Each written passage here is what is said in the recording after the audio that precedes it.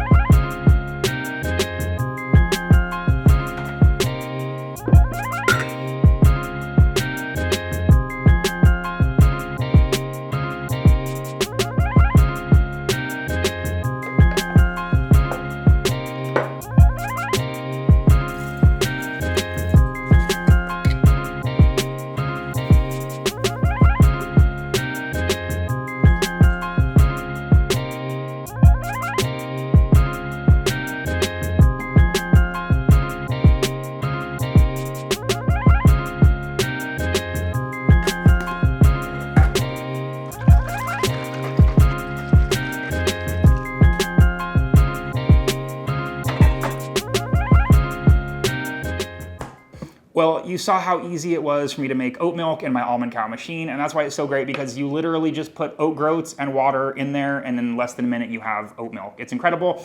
So it's in the fridge chilling. It's literally best after, I would say, like 2 hours in the fridge. It just thickens up nicely. It's incredible. I've been having it with my coffee. Like, I'm using it literally in everything lately. But the cool thing is that with this machine, you're left with the pulp. So I'm going to be using the pulp in this machine to make some delicious tropical oat muffins. Now, if you've been around the channel for a while, you've seen that a couple of weeks ago I made these really incredible carrot cake oat muffins. They're gluten-free, refined sugar-free. Well, I've basically found a way to convert that recipe to use the pulp directly out of this. So you don't even have to dry it, or you don't have to go through the process of making oat flour or anything. You literally just use the oat pulp as it is, which I'll show you what it looks like here. And it looks just sort of like oatmeal. And we're gonna turn this into oat muffins. So did I tell you I'm gonna be making they're tropical flavors. So they've got pineapple juice, coconut, dried cranberries, super good. So I'm just gonna leave this here for a second. I'm gonna grab everything I need out of the cupboards to make these oat muffins, and then I'll show you how easy it is. And here I have all of the ingredients I need, in addition to the ingredients I already had out, to make these delicious muffins. Now, this is a kind of a guideline on making the muffins. This is my tropical oat muffin recipe, but you could easily substitute a lot of the things that I'm gonna show you here for other items you have on hand, so that if you don't have the exact things, you can still make delicious oat muffins. So the ingredients are gonna be divided into a wet and a dry mixture, although the oat pulp is technically counting as a dry, but it is physically wet, but we're gonna just kind of overlook that. So I have two bowls here, one for the wet, one for the dry. Just gonna separate those here. And then I'm going to add my pulp to the bowl that is going to house the dry ingredients, and as well, eventually the entire batch of batter. Doesn't that look delicious? It's sort of like oats, which you can even, like, on the Almond Cow website, they actually have recipes other than what I'm about to show you. And one of the things, you basically just cook this up and you have oats. So super easy. In addition to the whole oat groat pulp that we have here, we're going to be adding some, I was going to say steel cut oats, but they're quick cook oats. I'm using quick cook oats today because I really like the texture that they give to the muffins. I'm not sure if oh no, it is going to fit. So I'm going to be adding a half cup of these quick cook oats to this mixture. Again, this is our dry. You could use almond flour, you could use wheat flour, you could use whole wheat flour, whatever kind of flour you want to use. You just need a half of a cup with it. I like the, again, I wanted to say steel cut. I like the quick cook oats just because, again, of the texture, and they're already par cooked, so they just cook up a little bit easier. So I'm gonna add a couple more ingredients to this dry mixture here, such as baking powder and baking soda, and then it's on to the wet.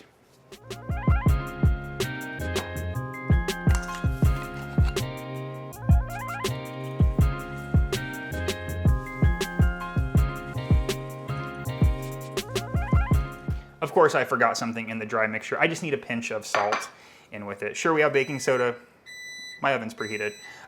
Sure, I have baking soda, baking powder. It's just nice to have a little bit of salt to balance out some of the sweetness of it. So that is everything we need for the dry. I'm gonna set this aside as much as I can on here and move on to the wet ingredients, which are gonna go in this smaller bowl.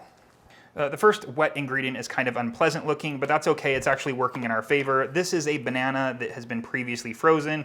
It's very ripe. If you have them on your counter, ripe, ready to go, that's great. If not, you freeze the banana outside of the peel, and it actually helps to break down the banana quite a bit. This has been thawed, so that's where all the liquid came from. You want all that liquid because it's flavor. So I'm just gonna continue to do the work that the freezing process did and just break this banana down. And it's okay if there are little bits of banana. It'll just add a little bit more flavor and texture to the muffins. So banana, the first wet ingredient. The next wet ingredient, I know you're gonna think, well, wait a second, sugar is dry. Well, sugar technically in baking counts as a wet ingredient. I'm using coconut sugar today. You could easily use maple syrup if that's what you had. And I'm gonna use 3 tablespoons of this. The banana is quite sweet, actually, especially if you use a nice ripe banana. It does impart a banana flavor as well, especially if it's very ripe. But if you wanted to omit the sugar altogether, even though this is not technically a refined sugar, it's coconut sugar, you could. The banana is fairly sweet, and so that'll add quite a bit of sweetness to the muffins already without anything else added. Another wet ingredient is going to be vanilla, and I'm just gonna add a splash of this. By the way, the full ingredient list and amounts is going to be on my website, monsonmadethis.com, which is linked below. So you don't have to take notes right now. You can just go to that website there. The next wet ingredient is also another dry ingredient, but hear me out here. So I'm using chickpea flour here, and this is my favorite vegan egg replacer, especially when it comes to baking. And the reason why I'm counting this as a wet ingredient is because this is taking the place of the egg that a muffin would normally have. So the liquid that we have, not only in the banana and in the juice that we're about to add, is gonna combine with this, and that's going to be our egg substitute. So we're gonna add a splash of vinegar, and what this vinegar is gonna do is react to the baking soda and baking powder that we have in the dry mixture, just help give a little bit of lift. The last ingredient will help with that as well. I'm just adding maybe like a half teaspoon of vinegar so you won't taste it. And the last thing, which is a major flavor component, which again could be replaced with any liquid. You could use the oat milk that you have in the fridge, you could use orange juice, you could use lemon juice. It's nice if it has a little bit of acid because again, it'll react with the baking soda, baking powder, and just give a little bit more lift. And I need just about a 1/4 cup, so I'm using half of a cup, and that's going in there. And then I'm going to mix this together, and that is it for our wet ingredients. That last ingredient that I added, by the way, was pineapple juice that I said could be any other type of juice. So that is it for the liquid ingredients or the wet ingredients. Now it's going to go into the dry, but before it goes into the dry, I'm gonna add just a couple more ingredients for flavor and texture. One of them is dried cranberries, and I love these. These could be raisins, they could be any other type of dried fruit you'd like. And finally, coconut flake.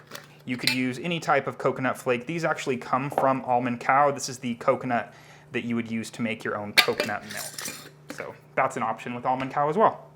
All right, so let's add the wet into the dry, stir it together, and behind me, I actually already have my muffin cups lined. This makes 6 muffins, and you wanna make sure to have those lined and ready to go before you do this because the chemical reaction is gonna happen with the baking soda, baking powder, the acidity in the vinegar, and the pineapple juice, and it's gonna start to lift and aerate the mixture, and then you wanna kind of capture that as quickly as possible. And you don't have to worry about over mixing or anything like that because this is gluten-free. You don't have to worry about developing any glutens, but once it's all mixed together, it is ready to go. I've cleaned my workstation just to make this a little bit easier. Again, this is gonna make exactly 6 muffins, which again are lined here. I'm using just an ice cream or a cookie scoop to get it into the muffin cups. Now this is going to make, again, exactly 6 muffins, and you are gonna use all of this batter. It will seem crazy, it'll seem like, oh my God, I'm filling it to the very, very top. That's great, because this is already expanded, it's already fluffed up, so the air is already kind of in there. They're gonna raise a little bit, but pretty much what you put in here is what you're going to be getting in terms of height, so you wanna make sure to get all of it. Scrape the bowl, get every last drop.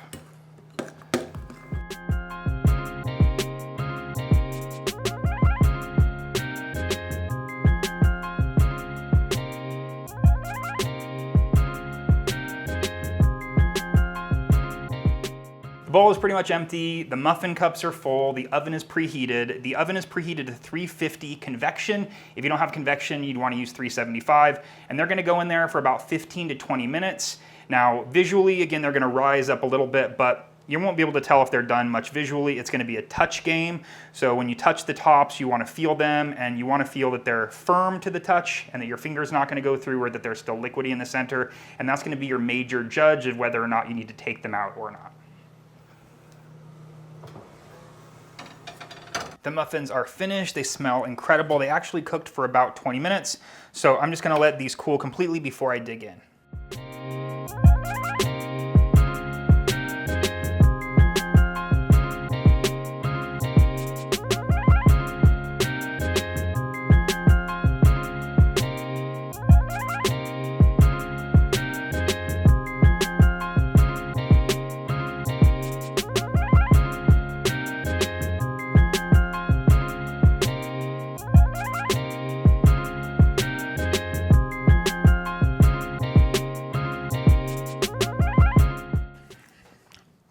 These muffins are just so good. I'm literally making these about every 3 or 4 days because that's how long it takes me to go through a batch of the muffins as well as a batch of the homemade oat milk. I've been using this for all of my iced coffee beverages. It's my new favorite thing. I use it in cereal. I'm literally making it every 3 or 4 days. So good. So if you want to get your own machine, there is a link below. Follow that link. Use code Michael at checkout. You'll save $15. It's incredible. Thanks again to Almond Cow for sponsoring this video and for making such a great machine.